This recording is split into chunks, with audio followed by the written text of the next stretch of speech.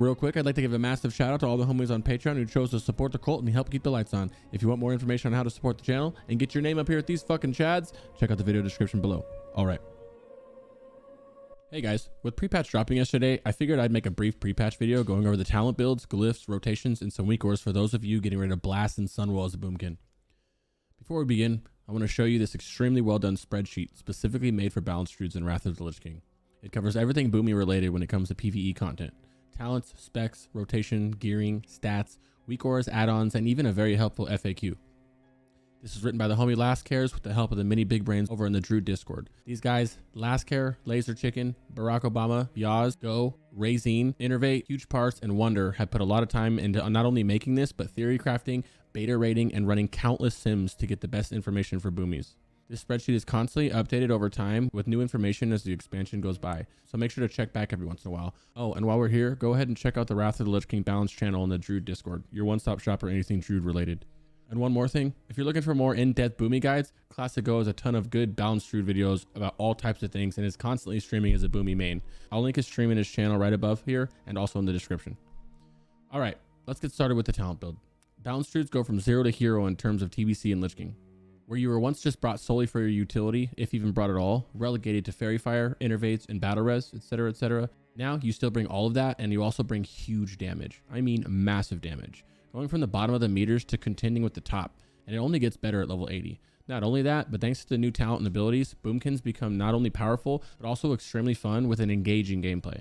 This is the talent build I'd suggest. Your balance tree should look something like this, and while there's not too much flex points since we're missing 10 talent points, you still have some wiggle room with 5 points, which we'll get into in a minute. Unlike most of the other specs, Boomies have pretty much all their main talents from the Boomy tree.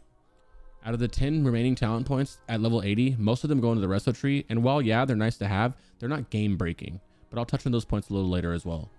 So this spec consists of the new and shiny Starfall. Granted, we don't have the glyph for it yet since it's a Northwind glyph, so you're stuck with the 1.5-minute cooldown, but it's still very powerful, along with Eclipse, which your entire rotation revolves around. When you crit with the Starfire, it increases your Wrath damage by 40%, and then when you crit with the Wrath, you have a 60% chance of increasing your Starfire crit by 40%. Both of these last 15 seconds, and they each have a separate 30-second cooldown. This is one of my favorite talents in the game as it adds some variety to your old rotation. Now you're weaving in Wraths and Starfires based on your Eclipse proc, rather than literally just spamming Starfires. Treants are back and stronger than ever for a nice little boost to your damage. Not only that, but Treants are now considered pets as well instead of the Guardians, so now you can buff them and control them, which is really nice.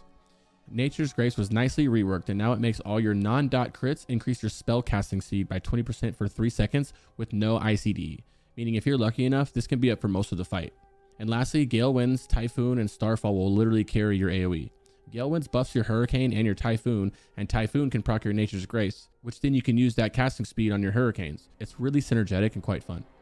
This leaves you with 5 flex points. Where you put these 5 points is completely up to you, and it depends on what you want to do.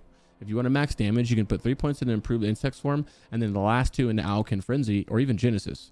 Or if you find yourself having mana issues, you can put those 5 flex points into Dream State and finish the last 2 in Moonglow. However, you shouldn't be having mana issues since the Sunwell fights are super short. Or you can even do a mix of both and put 3 points in Improved Insect Swarm and then 2 into Moonglow for the mana. It's all up to you. Next up is Glyphs.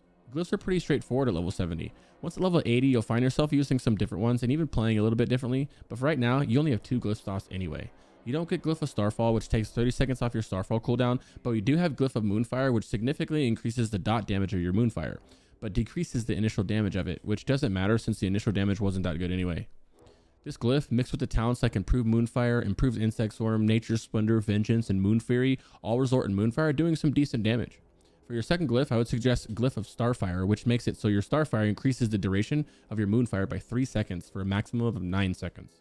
This makes your Moonfire last 9 seconds longer, and it synergizes very well with the rest of your talents and glyphs. I'll get an honorable mention to the Glyph of Insect Swarm only if you choose to put 3 points into Improved Insect Swarm. This will still be slightly less DPS than the previously mentioned setup, but I'm mentioning it because I know a lot of you guys will ask this in the comments.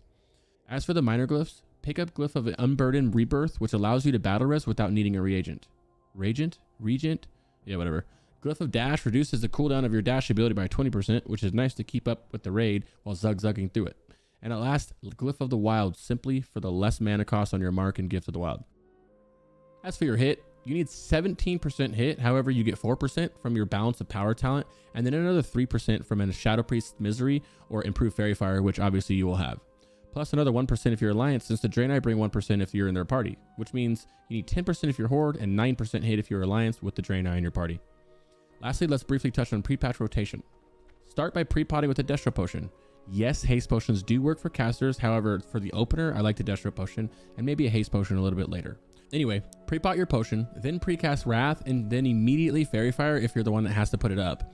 Then use your treants, but it's important to always use them at the feet of the boss. Otherwise, they have to run to the boss, and that just wastes time and damage from them. After that, press Starfall, then Moonfire, and start spamming Wrath until you get a Lunar Eclipse proc. When you do get the proc, pop all your cooldowns and start spamming Starfire until the proc is over. You can refresh Moonfire while in a Lunar Eclipse. However, if you are lusted, then do not refresh it. Just spam Starfire. Once your Lunar proc is done, make sure Moonfire is up and then continue to spam Starfires until you get a Solar Eclipse proc, and then spam Wraths.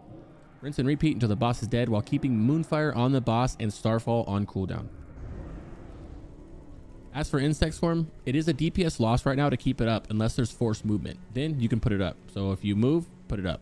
It's also a DPS loss to clip your Moonfire. Clipping means that you reapply Moonfire or any of your dots before the full duration of the previous one has ran out.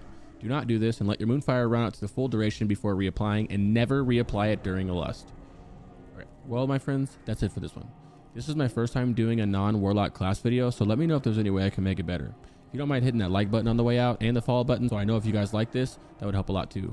Also, please leave a comment if I missed something or if you want some other Boomy videos done. I also stream over on Twitch at twitch.tv/Crix5 6 days a week, and I play all the casters. I hope you guys enjoyed this, and good luck with pre-patch.